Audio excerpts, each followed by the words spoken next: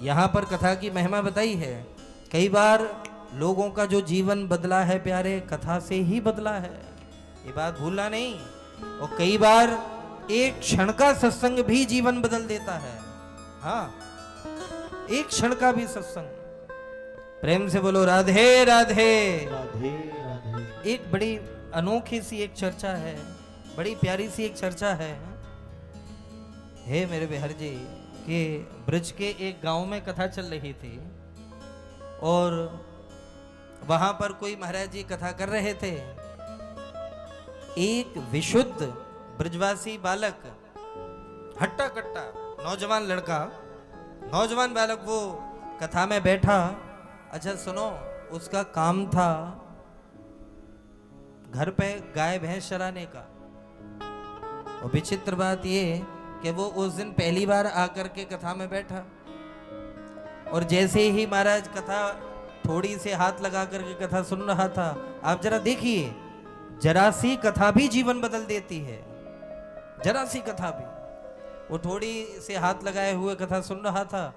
उस दिन सज्जनों कृष्ण चरित्र का वर्णन चल रहा था कि हमारे ठाकुर जी इतने कोमल हैं, इतने नाजुक हैं। और थोड़ी देर बाद प्रसंग आया कि वो गैया चराने के लिए जाते हैं, वन में नंगे पैर गैया चराने के लिए जाते हैं। ओ महाराज, इतना बुरा लगा उसको कि हे भगवान, ये तो उस नाजुक से बच्चे पर इतना घोर अत्याचार कर रहे हैं, हैं? इतना कोमल बच्चा और उससे गैया चरवाते हैं वृंदावन में। ए भैया, उसी समय वो भागवत कथा से खड़ा हुआ और खड़ा होकर के सीधा वृंदावन की ओर ही रवानगी डाल दी। मैं नहीं जाऊंगा घर, मैं मना करूंगा जाकर के खबरदार जो उससे गैया चरवाई तो। सज्जनों, वो जो ग्वारिया था वो पहुंच गया वृंदावन। अब वृंदावन जगह जगह पूछने लग गया, बोले भैया ये नंद बाबा की गौशाला कौन सी है भैया? नंद बाबा की गौशाला कौन सी है? अब लोग देख देख करके उसको कहने लगे कि अरे ये पागल है ये। और सुनो आज भी जो वाकई भगवान के जो भक्त हैं उनको दुनिया वाले पागल ही कहते हैं, आज भी पागल कहते हैं। आप वृंदावन में देख लो अथवा तो कहीं पर भी देख लो, जरा सा व्यक्ति कंठी वंठी धारण करता है, तिलक चंदन लगाता है, तो लोग उस प्रेमी को पागल ही कहने लग जाते हैं। लेकिन समझें इस बात को, कोई पागल है धन दौलत का, कोई पागल बेटे नारी का है? कोई पागल है धन दौलत का, कोई पागल बेटे नारी का, पर सच्चा पागल वो ही है जो पागल बाके बिहारी का। ये जो ठाकुर जी के लिए पागल है प्यारे, वही सच्चा पागल है। इसलिए स्वामी राम तीर्थ जी महाराज ने कहा कि भैया इन बिगड़े दिमागों में भरे अमृत के लच्छे हैं। क्या? इन बिगड़े दिमागों में भरे अमृत के लच्छे हैं। अरे इन्हें पागल ही रहने दो कि ये पागल ही अच्छे हैं, पागल ही अच्छे हैं। भगवत प्रेम के जो उपासक हैं उनको दुनिया पागल ही कहती है। अब वो ग्वारिया आ गया वृंदावन, महाराज सबसे पूछने लग गया कि बताओ नंद बाबा की गौशाला कहाँ है, बताओ नंद बाबा की गौशाला कहाँ है। एक कोई महात्मा थे, उनको लगा कि ये बढ़िया मिल गया, अच्छी खासी गैया चराएगा हमारी गौशाला की, तो उसे कह दिया भैया हाँ भैया ये नंद बाबा की यही गौशाला है। तो उन महंत जी से कहा, ए महंत जी खबरदार, आज के बाद जो तुमने अगर कन्हैया को गैया चराने के लिए भेजा तो, अरे इतना नाजुक सा इतना कोमल सा बालक और उसको गैया चरवाने के लिए भेजते हो आप? बोले हाँ हाँ ठीक है भैया, नहीं भेजेंगे। उनको तो ये लगा ना फ्री फोकट का एक नौकर मिल गया। अब तो सज्जनों वो रोज गैया चराने के लिए जाता, गैया चरा करके आता, वो वहीं सुबह शाम भोजन मिल जाता, पा लेता आराम से, वहीं रहने लग गया। अच्छा घर में भी उसकी जरूरत नहीं थी क्योंकि बुद्धि से लोग उसको पागल समझते थे। अब यहाँ रोज महाराज नित्य का उसका नियम प्रसाद पा करके जाता, कुछ भोजन साथ में बांध ले जाता। लेकिन एक दिन की घटना ये हुई कि एकादशी आई तो उस दिन कुछ बना नहीं, नित्य जंगल में कुछ ना कुछ पहुंच जाता अथवा तो कुछ वो ले जाता अपने साथ में। लेकिन एक रोज की घटना, जब एकादशी आई तो उस दिन तो कुछ भी नहीं बना, आश्रम में कुछ नहीं बना। भूख के मारे लाल पीला हो गया खोपड़ी पर जब भूख चढ़ गई। अब वो तो जानता ही नहीं था कि एकादशी द्वादशी त्रयोदशी क्या होती है, उसे कोई मतलब ही नहीं था। वो तो भूख के मारे अंदर ही अंदर महाराज गर्म हो रहा कि अभी कोई मुझे मिल जाए तो मैं ठोक दूं उसको, है? ये कोई समय है? गैया चराते चराते भूख लग रही है बड़ी जोर की महाराज। लेकिन तब प्यारे क्योंकि साफ हृदय का था, वो जानता ही नहीं था पाप पुण्य क्या है।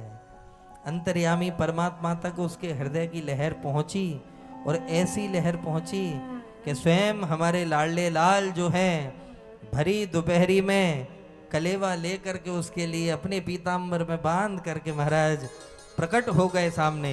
और जैसे ही सामने से त्रिभंग ललित श्री ठाकुर जी को आता हुआ देखा तो देख करके वो ये तो भूल गया कि मेरे लिए भोजन आ गया, लेकिन उसको इतना क्रोध चढ़ गया कि हे भगवान, जिसके लिए मैं घर द्वार छोड़ करके आया उसी नन्हे से कोमल बालक को भरी दोपहरी में भोजन लेने के लिए भेज दिया, यहां पर देने के लिए भेज दिया। ठाकुर जी आए, कहा भैया ये तेरे लिए भोजन पहुंचाया है महंत जी ने। बोले हाँ भोजन मुझे दो, लेकिन मुझे एक बात बताओ, क्या महंत जी मर गए क्या? कि पूरा आश्रम खाली हो गया? क्यों? ठाकुर जी पूछ रहे क्यों? बोले वो इसलिए कि तुम्हारे लिए तो मैं सब कुछ छोड़ करके आया यहाँ पर, और आज भरी दोपहरी में तुमको ही यहाँ पर भोजन लेकर के पहुंचा दिया। आज महंत जी की खैर नहीं, जाओ लौट जाओ इसी समय तुम। ओ ठाकुर जी कहने लगे, ओ भैया मेरा पीतांबर तो दे दे, मेरे जो बर्तन है यहाँ में भोजन करके मुझे वो तो दे दे। बोले सब मैं ले आऊंगा शाम को, जाओ लौट जाओ।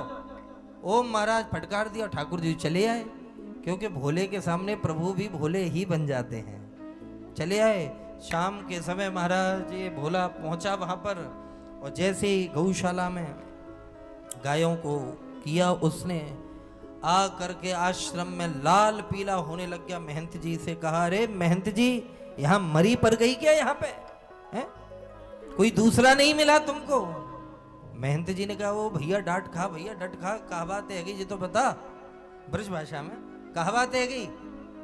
बोले जिसके लिए मैं अपना घर द्वार छोड़ करके आया और आपने उसी को ही आज जंगल में मेरे लिए भोजन देने के लिए मेरे लिए पहुंचा दिया। बोले किसको? कह रहे वही नंदलाल कन्हैया। तो महंत जी कहने लगे, बोले भांग भांग खा रखी है क्या तूने? अरे हमने तो किसी को नहीं भेजा। बोले अच्छा, अब उल्लू बनावे लग गए मोए हैं, अब बेवकूफ बनावे लग गए मोए। बोले क्या प्रमाण है तेरे पास? बार बार कह रहा है, अरे आश्रम में तो भोजन ही नहीं बना है, आश्रम में तो प्रसाद बना ही नहीं, आज अन्न बनता ही नहीं, तो तेरे पास कहां से आ गया? तो उसने नाराज होकर के कहा कि क्या मैं ये मजाक कर रहा हूं? ये पीतांबर कहां से आ गया और ये बर्तन कहां से आ गए? और जैसे ही बर्तन और पीतांबर देखा तो महंत जी हक्के बक्के रह गए, क्योंकि वो पीतांबर और वो बर्तन उनके आश्रम में जो ठाकुर जी का मंदिर था उसी मंदिर के ही बर्तन थे वो। महंत जी हक्के बक्के रह गए, कह रे राम राम राम, इसका मतलब इसको साक्षात दर्शन हो रहा है, ये पागल नहीं है, ये सच्चा है, ये अंदर से ईमानदार है। महंत जी ने तुरंत माफी मांगी, हाथ जोड़ लिए, कहा भैया तुझे हम नहीं रख पावेंगे भैया, ऐसो कर तू तो बिहारी जी की सेवा कर, जा बिहारी जी मंदिर की सेवा कर भैया, ये नंद बाबा की गौशाला ना है। उन्होंने माफी मांग ली कि इसको साक्षात दर्शन हो रहा है। ए भैया उसने आकर के बिहारी जी मंदिर पर गोसाई जी से कहा, गोसाई जी मोए कछु सेवा दे दो। बोले कहा कर सके? बोले जो आप बोलोगे वही करूंगो, अगर आप लड़वे भिड़वे की कह दो तो ये लठ दिख रहा है, बीच से खोपड़ी खोल दूंगा मैं बाकी। बोले तो ऐसा कर, तू चौकीदार बन जा। है? क्या बन जा? चौकीदार बन जा बिहारी जी का। तो बोले करना क्या है मुझको? बोले मंदिर बंद हैवे के बाद ना तो कोई मंदिर में घुस पावे और ना मंदिर से कोई बाहर जा पावे, इतनो सा काम। बोले हाँ बस। बोले तो बस लो, आज के बाद तुम्हें कोई ऐसी घटना नहीं मिलेगी। हमारा डंडा लेकर के वहीं दरवाजे पर बैठ गया। जय जय। नित्य सेवा करता, नित्य सेवा करता। आप सभी लोग जानते हैं कि नहीं, आज भी श्री वृंदावन बांके बिहारी जी महाराज आज भी नित्य निधिवन राज में जाते हैं दिव्य महारास करने के लिए। आज भी नित्य निधिवन में जाते हैं प्यारे। अच्छा, कई दिन जब व्यतीत हो गए, जब उसका प्रारब्ध पुष्ट हुआ, जब उसकी भक्ति बढ़ी, तो एक रोज की घटना कि मंदिर के द्वार से एक सुंदर सा बालक निकलता हुआ, दौड़ता हुआ वृंदावन की गली में अंदर जाता हुआ दिखा। तो वो चौकीदार खड़ा हो गया। ए भैया लाला, कौन है तू? और जब तक कुछ कह पाते सुन पाते तब तक ठाकुर जी अंतर्धान हो गए, क्योंकि अभी भी थोड़ा प्रारब्ध शेष है उसका, अभी भक्ति पूरी नहीं हुई है। अब तो वो बड़ा हैरान कि हे भगवान, ये कौन था जो ऐसे निकल करके चला गया। लेकिन जब कुछ दिन और व्यतीत हुए तो एक रोज की घटना, श्री वृंदावन बिहारी लाल मंदिर के मुख्य द्वार से भगते हुए ज्यों ही निकले महाराज, इतने में तो डंडा अड़ा दिया उसने, सामने डंडा अड़ा दिया। ए भैया, किधर किधर जा रहे हो? ठाकुर जी ने कहा कि बोले भैया चौकीदार भैया, मैं तो रोज ही जाऊं, मैं तो रोज ही जाऊं ऐसे ही। बोले ये अब तक चल गया तुम्हारा सिस्टम, अब यहां के बाद नहीं चलेगा, अब वो होगा जो हम चाहेंगे। गोसाई जी मना करके गए कि ना तो कोई बिना पूछे भीतर घुसे और ना भीतर को आदमी बाहर जावे, चलो अंदर। अब ठाकुर जी को जाने ही नहीं थे। ठाकुर जी हाथ जोड़ रहे कि ओ भैया चौकीदार भैया, मैं तो रोज जाऊं, मुझे बहुत जरूरी काम होए वहां पे, मैं तो रोज जाऊं। और जब ये बात कही तो अब ठाकुर जी जैसा सुंदर कौन होगा, तो थोड़ा सा इसका हृदय पिघल गया। बोले ऐसा करो लाला, तो फिर हम तुम्हारे संग में चलेंगे लठ लेके। अगर गली कूचे में कहूँ तुम खोए खवाए गए, कहीं गुम हो गए, तो गोसाई जी को क्या जवाब दूंगा? मैं चलूंगा साथ। बोले अच्छा भैया चल। आगे आगे ठाकुर जी पीछे लठ लेकर के महाराज चौकीदार भैया चल लो। अच्छा, उसे इस बात से कोई फर्क नहीं कि ये स्वयं भगवान है, उसे कोई फर्क नहीं पड़ता इस बात से। इसलिए तो कह रहे हैं कि निर्मल हृदय का था। और निर्मल मन जन सो मोहि पावा, मोह कपट छल छिद्र न भावा। स्वयं ठाकुर जी कह रहे हैं कि मुझे निर्मल हृदय का व्यक्ति बड़े आसानी से प्राप्त कर लेता है। चलते चलते निधिवन में, आप लोगों ने निधिवन देखा है किसी ने? पीछे वालों की पूछ रहा हूं, देखा है किसी ने? अरे बाबा, अरे बाबा, केवल 2 3 4 5 लोग हैं टोटल। निधिवन का जो पुराना वाला जो द्वार था, तेज भैया जी, एक तो अभी का जो द्वार है और एक उसके बगल से जो रमन जी के लिए जाते हैं, श्री राधा रमन जी के लिए, तो जो पुराना फाटक है वो द्वार था। वो वहां पर ठाकुर जी पलट करके देखे, मुस्कुराए उसकी ओर। जैसे ही ठाकुर जी मुस्कुराए तो वो तो हक्का बक्का रह गया कि हे भगवान, कितना मलूक है जी, कितना सुंदर है जी। ठाकुर जी ने हंस करके कही, चौकीदार भैया तू यहीं पे इंतजार कर, मैं अभी थोड़ी देर में आऊं और फिर तेरे साथ में वापस मैं मंदिर में चलूंगा। अच्छा भैया ठीक है। कहा करे? बोले जाते तुम्हें कहा मतलब है। डंडा ले करके चौकीदार वहीं बैठ गया। जय जय अंदर चले गए। ठाकुर जी अंदर गए। अब महाराज थोड़ी देर बाद वंशी की आवाज सुनाई पड़ी। जैसे ही वंशी की आवाज सुनाई पड़ी, झूम झूम करके महाराज घुंघरुओं की आवाज आ रही है। ताल पर एक ताल में महाराज घुंघरुओं की आवाज आ रही है। अब तो वो घबरा गया कि हे भगवान, ये आवाज कहां से आ रही है? ये वंशी बज रही है, ये घुंघरू, ये ताल कहां से? तब तो महाराज घुटमन घुटमन घुटमन घुटमन। ठाकुर जी ने मना किया था कि निधिवन में मतइयो तू आए, मैं जइयो भीतर। वो घुटमन घुटमन गयो भीतर महाराज, और जो झाड़ियां थीं उन आहा निधिवन की जो कुंज थीं, उन कुंजों में से छुप करके झांक करके देखने लग गया। साक्षात रास बिहारी भगवान का दर्शन हो गया। साक्षात रास बिहारी भगवान का दर्शन। बीच में त्रिभंग ललित हमारे वृंदावन बिहारी लाल नृत्य कर रहे हैं, और चारों ओर जितने भी निधिवन के वृक्ष हैं वो सब गोपी वेश लेकर के नृत्य कर रहे हैं। इर्द गिर्द सब नृत्य कर रहे हैं, लेकिन उसको ये पता ही नहीं था कि ये वृक्ष हैं जो गोपी वेश लेकर के नृत्य कर रहे हैं। उसे तो गोपियां दिख रही थी, स्त्रियां दिख रही थी, तो माथा ठोकने लग गया, हे भगवान यही वजह ते कालो कलूटो है जी, यही वजह ते दुबलो पतलो है। दिन में तो खड़ो रे मंदिर में और रात में छोरिन के संग में नाच करे, यही वजह से दुबलो पतलो है जी। गोसाई जी से शिकायत करूंगा मैं जाके। अब महाराज इतनी चर्चा जैसी हुई, इतनी चर्चा जैसी हुई, मन ही मन वो बात चल रही है। सामने क्या देखा कि ठाकुर जी ने इतनी जोर से महाराज फिरकी ली कि प्रभु की पाजेब जो घुंघरू बंधे हुए थे वो टूट गए, गले की माला टूट गई। अरे राम राम राम, चौकीदार सोचने लग गया गोसाई जी न्यों कहेंगे चोरी है गई। अब बिने कहा पतो कि यहाँ पे टोर के चलो आयो। हमारा धीरे धीरे उस भीड़ में कौन देख रहा, परमात्मा की लीला। घुटमन घुटमन चलता हुआ गया, वो पूरी माला को बीन लिया उसने, घुंघरू थे वो भी बीन लिए, जो मणि आदि धारण करी हुई थी वो सब इकट्ठी करी, अपने अंगोछा में बांध दी, और चुपचाप निकल करके दरवाजे पर आकर के माथा ठोकने लग गया, हे भगवान दिन भर गोसाई जी खड़ो करके रखे जाए और रात में छोरिन के संग में नाचे जी, आराम कब करे जी, आराम कब करे। तब तक महाराज भोर की बेला हुई, जय जय, भोर की बेला हुई, और उसी समय ठाकुर जी निधिवन से निकलने लगे। भाई इस समय बाद चौकीदार ने डांट करके कही, लाला बड़ो भलो काम करवे आवे तू यहाँ पे, हैं बड़ो बड़ो भलो काम करवे आवे तू यहाँ पे। कन्हैया हंसने लगे, चौ भैया कहवा दे गई कि रात रात भर ऐसे नृत्य करेगो तो कहा होएगो फिर, वैसी इतनो दुबलो पतलो है तू।